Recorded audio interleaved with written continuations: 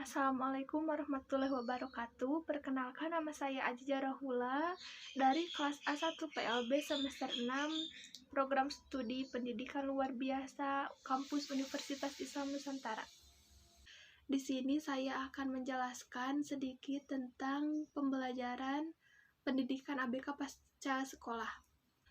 Sebelum memulai ke pendidikan ABK pasca sekolah, di sini saya akan sedikit menjelaskan mengenai model layanan pendidikan bagi anak berkebutuhan khusus. Setiap anak memiliki karakteristik yang berbeda-beda, maka diharuskan guru kelas untuk mengetahui bagaimana pelayanan yang sesuai dengan kemampuan yang dimiliki oleh anak. Nah, ada 3 bentuk layanan pendidikan anak berkebutuhan khusus. Yang pertama ada pendidikan segregasi, yaitu bentuk layanan pendidikan segregasi yang terpisah dengan sistem pendidikan anak normal, sehingga penyelenggaraannya khusus untuk anak berkebutuhan khusus. Yang kedua ada integrasi. Sistem pendidikan layanan integrasi memberikan kesempatan kepada anak berkebutuhan khusus untuk belajar bersama-sama dengan anak normal dalam satu atap. Jumlah anak berkebutuhan khusus maksimal 10% dari seluruh jumlah murid yang ada di kelas. Yang ketiga ada pendidikan inklusi. Metode belajar di sekolah inklusi sangat bervariasi. Setiap kegiatannya disesuaikan dengan karakter dan bakat yang dimiliki oleh setiap anak, sehingga kegiatan belajar mengajar ini difokuskan pada potensi bakat anak. Nah, apa itu pendidikan ABK pasca sekolah? Program pendidikan ABK pasca sekolah adalah program penyiapan ABK agar memiliki kemandirian dalam memenuhi kebutuhannya setelah menyelesaikan pendidikan SMA. Program ini merupakan pendidikan karir untuk mengembangkan pengetahuan, keterampilan, dan sikap melalui program pengalaman pembelajaran terencana. Dalam pendidikan ABK pasca sekolah ada ruang lingkupnya, yaitu ada keterampilan. Keterampilan adalah kemampuan yang didapatkan melalui tahap belajar atau pelatihan untuk melakukan suatu pekerjaan secara mudah dan cermat. Dasar-dasar keterampilan seperti keterampilan menulis, menghitung cepat, kemampuan berinteraksi, dan kemampuan menyelesaikan masalah. Yang kedua, pravokasional. Keterampilan pravokasional merupakan salah satu kecakapan hidup yang didefinisikan sebagai suatu kemampuan yang terdapat pada diri seseorang untuk dapat hidup secara layak dan bermanfaat bagi masyarakat. Pendidikan pravokasional termasuk pada keterampilan vokasional dasar yang mencakup kegiatan gerak dasar, menggunakan alat sederhana, dan menghasilkan teknologi sederhana. Yang ketiga ada kematangan vokasional. Kematangan vokasional ini merupakan salah satu yang harus diselesaikan individu menuju awal dewasa dengan memilih dan mempersiapkan diri untuk bekerja. Tingkat kematangan vokasional dapat mempengaruhi individu dalam proses memilih pekerjaan, aktivitas perencanaan, pengambilan keputusan, dan kemampuan untuk bekerja. Dalam kematangan vokasional terdapat beberapa faktor. Yang pertama ada faktor eksternal, yaitu faktor yang berasal dari luar diri individu, yang meliputi keluarga, latar belakang sosial, ekonomi, lingkungan sekolah, dan proses pendidikan.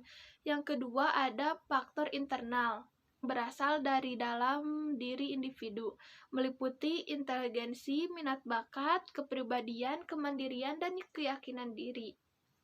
Selanjutnya ada aspek-aspek kematangan vokasional. Yang pertama ada consistency of vocational choice, atau sejauh mana individu mempunyai kemantapan dalam mengambil keputusan. Yang kedua, realism of vocational choice adalah sejauh mana individu dapat menyesuaikan antara keinginan dengan pekerjaan yang dipilih. Yang ketiga ada vocational choice competence, adalah sejauh mana individu memiliki kemampuan memecahkan suatu masalah, mempunyai rencana, dan menetapkan tujuan pekerjaan mana yang hendak dipilih. Yang keempat, ada vocational choice attitude, yaitu individu yang aktif berpartisipasi dalam proses pengambilan keputusan, bersikap positif terhadap pekerjaan, dan nilai lain dalam memilih pekerjaan. Selanjutnya ada kecakapan hidup atau life skill. Kecakapan hidup ini berada di jenjang transisi dari sekolah menuju ke pasca sekolah. Apa itu kecakapan hidup? Kecakapan hidup adalah kecakapan atau kemampuan seseorang untuk mau berani menghadapi masalah hidup dan menjalani kehidupan yang wajar tanpa merasa tertekan. Dengan begitu, life skill lebih luas dari keterampilan untuk dapat mencari nafkah, karena kecakapan hidup mencakup kecakapan untuk melaksanakan kehidupan dan penghidupan. Kecakapan hidup terdiri dari beberapa macam, yaitu 1. Kecakapan umum atau general skill. General skill ini terdiri dari 3 jenis kecakapan, yaitu kecakapan personal, kecakapan berpikir rasional, dan kecakapan sosial. Yang kedua ada kecakapan khusus atau specific life skill. Terdiri dari 2 jenis kecakapan, yaitu kecakapan akademik dan kecakapan vokasional. Nah, dengan memadukan kecakapan umum dan kecakapan khusus ini, diharapkan anak mampu menyelesaikan masalah yang sedang dihadapinya. Berikut saya lampirkan contoh dari anak berkebutuhan khusus yang telah berhasil bekerja. Sekian pemaparan dari saya, mohon maaf apabila banyak kesalahan. Terima kasih atas perhatiannya. Wassalamualaikum warahmatullahi wabarakatuh.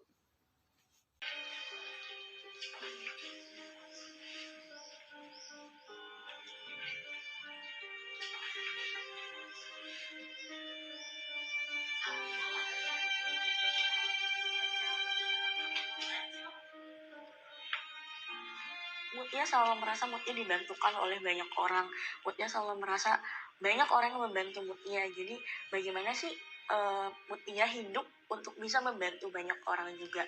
Mutia berpikir melalui media apa Mutia bisa berdampak untuk orang lain. Di Pegadaian, pekerjaan saya sehari-hari adalah administrasi bagian mikro.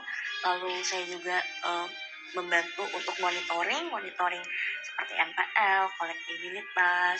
Lalu saya juga sedikit-sedikit membantu untuk pengolahan data, seperti melihat berapa sih OSL untuk CBM Mikro itu sendiri, terus omsetnya berapa, lalu melihat nasabah-nasabah yang awal atau nasabah-nasabah kolektibilitas di CBM.